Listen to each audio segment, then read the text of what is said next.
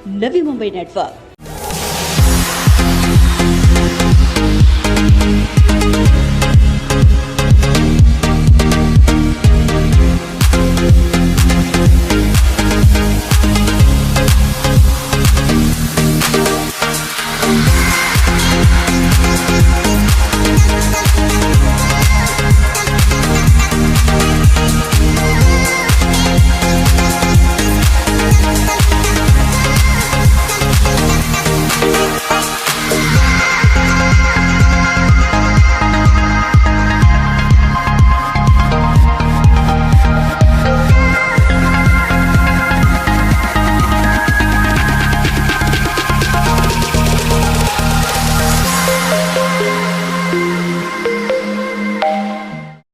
नवी मुंबई में CREDAI B&M 21st mega property exhibition 2023 की आखिरी दिन बिल्डर्स को मोटिवेट करने सिडको के व्यवस्थापकीय संचालक डॉक्टर संजय मुखर्जी मौजूद रहे।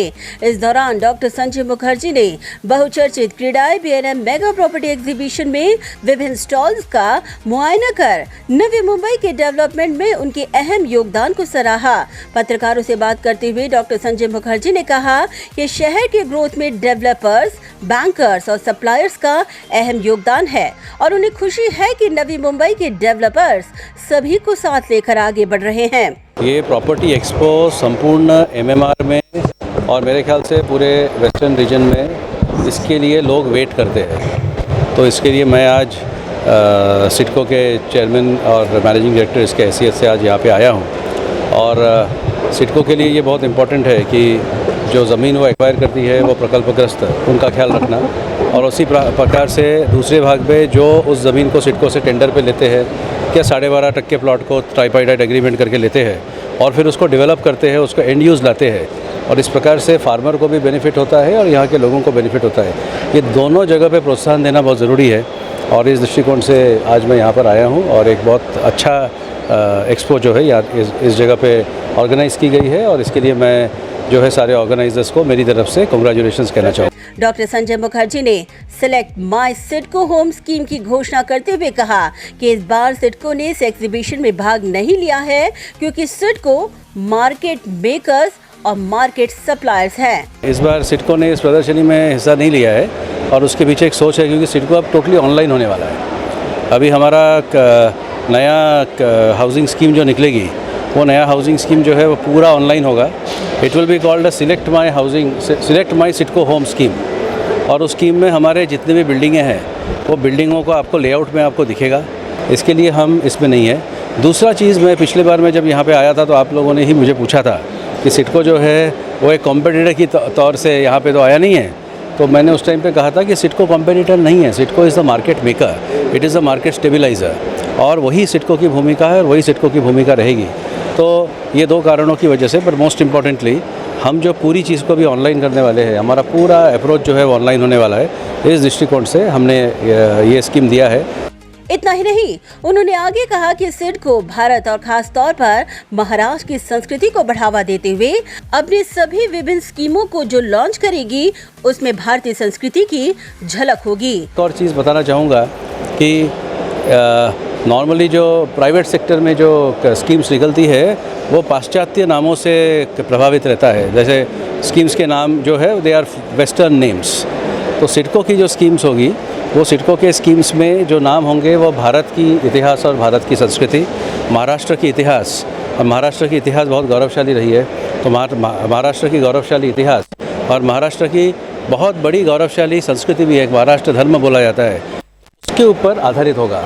और अभी हमने जो पुराने स्कीम जो फ्लैट्स हमने बेचे हैं, उनके जो बिल्डिंग्स हैं, उनको हमने भारत के जो विभिन्न म्यूज़िक के राग होता है, वो राग के नाम से हमने उनको नामकरण किया है। तो इस प्रकार से सिडको थोड़ा अलग तरीके से काम कर रहा है और सिडको जो है वो चाहता है कि पूरी संपूर्ण नवी मुंबई का सर्वांगीण विकास हो, और उस दृष्टिकोण से हमारी प्लानिंग है। उन्होंने आगे कहा कि नए UDCR के तहत डेवलपमेंट्स को बढ़ावा देने के बाद अब उनका अगला टारगेट है CRZ की समस्या का निराकरण करवाना, जिसके लिए खास चेन्नई की एजेंसी नवी मुंबई में अपने काम को रफ्तार दे रही है। बिल्डर्स एंड डेवलपर्स के साथ हमारा डिस्कशन होते रहता है। देखिए, एक बहुत बड़ी चीज़ सोचनी चाहिए कि महाराष्ट्र सरकार ने UDCR करके एक चीज़ लाई है, और UDCR एक बहुत बड़ा पहलू है और बहुत बड़ा पहल है।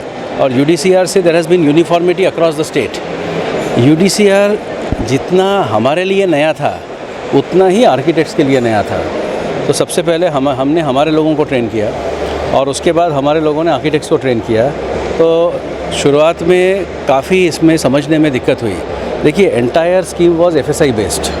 अभी UDCR में FSI हैज़ प्रैक्टिकली बिकम मतलब आप FSI कंज्यूम कैसे करोगे ये आपके सामने चैलेंज हो गया, उल्टा हो गया है अभी। सो ये बहुत बड़ी बात है। तो सबको ट्रेन किया गया है और अभी हर 2 महीने में हमारे जो चीफ प्लानर है, या हर महीने में इनफैक्ट हमारे चीफ प्लानर है, आर्किटेक्ट से अलग से मिलेंगे और बिल्डर्स से अलग से मिलेंगे। हमारे यहाँ एक स्टैंडिंग ये है, हमारे जॉइंट MD साहब और हम जो है हम इन लोगों से मिलते रहते हैं और इनके पॉइंट्स जो है वो पॉइंट सुलझाते रहते हैं। समझने में ज़रूरी है कि ये सारा चीज़ जो है सिडको एक फैसिलिटेटर है। जैसे आप समझ लीजिए एयरपोर्ट NOC का विषय था, तो सिडको ने गवर्नमेंट ऑफ इंडिया के साथ बात कर करके हमने यहाँ का नवी मुंबई का NOC वाला विषय जो है उसको सुलझाया। इनफैक्ट उस पर एक हाई कोर्ट में केस हो गई थी क्योंकि ऐसा किसी को लगा कि वो मुंबई को एप्लीकेबल है, पर वो मुंबई को एप्लीकेबल नहीं है, सिर्फ नवी मुंबई को एप्लीकेबल है। नवी मुंबई की जो समस्या थी वो हल हुई। उसी प्रकार से अभी एनवायरनमेंट की एक समस्या है, that is regarding CRZ demarcation. तो मैं ये कहना चाहूँगा कि अभी मुंबई का डिमार्केशन हो चुका है और अभी जो चेन्नई का एजेंसी है जो डिमार्केट करती है वो नवी मुंबई में काम कर रही है। नंबर 2 प्रायोरिटी में नवी मुंबई में काम चालू हो गया है, कुछ हिस्सा में वो काम हो गया है। वो जैसे काम हो जाएगा तो जो अपना CRZ का जो विषय है वो CRZ के विषय में बहुत बड़ी पैमाने में ये मिलेगी। और तीसरा इंफ्रास्ट्रक्चर, तो सिडको इंफ्रास्ट्रक्चर डेवलपमेंट के लिए ही बना है और इंफ्रास्ट्रक्चर सिडको टप्पे टप्पे में बनाते रहेगा। हम जब कुछ भी काम करेंगे तो हम ये देखेंगे कि उससे एक फाइनेंशियल क्लोजर हो, उससे संस्थे को भी नुकसान ना हो, किसी और को नुकसान ना हो, जनता को फ़ायदा हो, सोसाइटी को फ़ायदा हो, सबको फ़ायदा हो। और साथ में पर्यावरण जो है, पर्यावरण को किसी भी प्रकार का हानि जो है वो हानि नहीं होना चाहिए। ये सारी चीज़ें उनको बैलेंस करके हम ये कोशिश करते हैं। डॉक्टर संजय मुखर्जी ने आगे कहा कि नवी मुंबई में मेट्रो का काम अंतिम चरण पर है, बस commissioner of metro rail security की अप्रूवल का इंतजार है।